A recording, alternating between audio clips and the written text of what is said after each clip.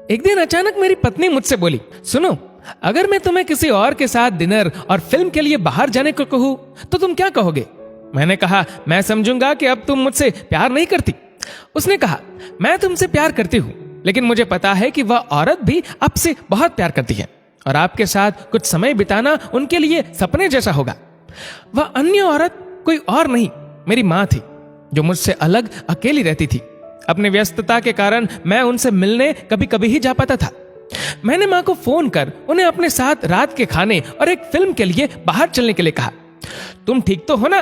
तुम दोनों के बीच कोई परेशानी तो नहीं? माँ ने पूछा। मेरी माँ थोड़ा शक्की मिजाज की औरत थी। उनके लिए मेरा इस किस्म का फोन मेरी किसी परेशानी का संकेत था।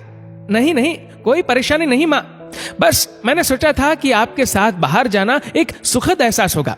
मैंने साथ ही कहा, बस हम दोनों ही चलेंगे। उन्होंने इस बारे में एक पल के लिए सोचा और फिर कहा, ठीक है।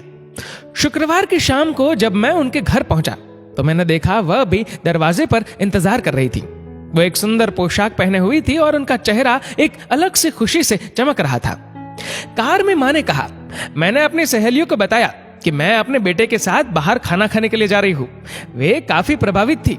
हम लोग माँ की पसंद वाले एक रेस्टोरेंट पहुंचे, जो बहुत शानदार तो नहीं मगर अच्छा और आरामदायक था।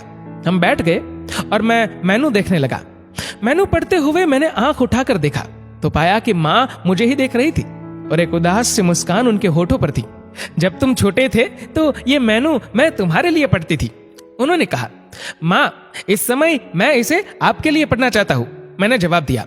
खाने के दौरान हम में एक दूसरे के जीवन में घटी हाल ही की घटनाओं पर चर्चा होने लगी। हम बातों में इतना खो गए कि पिक्चर का समय कब निकल गया हमें पता ही नहीं चला।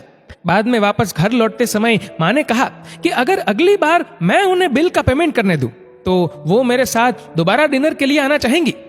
मैंने कहा, माँ, जब आप चाहो, और बिल पेमेंट कौन करता है इससे क्या फर्क पड़ता है? माँ ने कहा कि फर्क पड़ता है और अगली बार बिल वही पे करेंगी। घर पहुंचने पर पत्नी ने पूछा, कैसा रहा सब? बहुत बढ़िया, जैसा सोचा था उससे कहीं ज्यादा बढ़िया, मैंने जवाब दिया। इस घटना के कुछ दिनों बाद मेरी माँ का दिल का दौरा पड़ने से निधन हो गया। ये इतना अचानक हुआ कि मैं उनके लिए कुछ नहीं कर पाया। माँ की मौत के कुछ समय बाद मुझे एक लिफाफा मिला जिसमें उसी रेस्टोरेंट की एडवांस पेमेंट की रसीद के साथ माँ का एक खत था, जिसमें माँ ने लिखा था, मेरे बेटे, मुझे पता नहीं कि मैं तुम्हारे साथ दोबारा डिनर पर जा पाऊंगी या नहीं, इसलिए मैंने 2 लोगों के खाने के अनुमानित बिल का एडवांस पेमेंट कर दिया है। अगर मैं नहीं जा पाऊं तो तुम अपनी पत्नी के साथ भोजन करने जरूर जाना। उस रात तुमने कहा था ना कि क्या फर्क पड़ता है, मुझ जैसी अकेली रहने वाली बूढ़ी औरत को फर्क पड़ता है। तुम नहीं जानते, उस रात तुम्हारे साथ बीता हर पल मेरे जीवन के सबसे बेहतरीन समय में से एक था। भगवान तुम्हें सदा खुश रखे। लव यू मेरे बेटे, तुम्हारी माँ। उस पल मुझे अपनों को समय देने और उनके प्यार को महसूस करने का महत्व मालूम हुआ। जीवन में कुछ भी आपके अपने परिवार से ज्यादा महत्वपूर्ण नहीं है। ना व्हाट्सएप, ना फेसबुक, ना मोबाइल, ना लैपटॉप और ना ही टीवी। अपने परिजनों को उनके हिस्से का समय दीजिए, क्योंकि आपका साथ ही उनके जीवन में खुशियों का आधार है।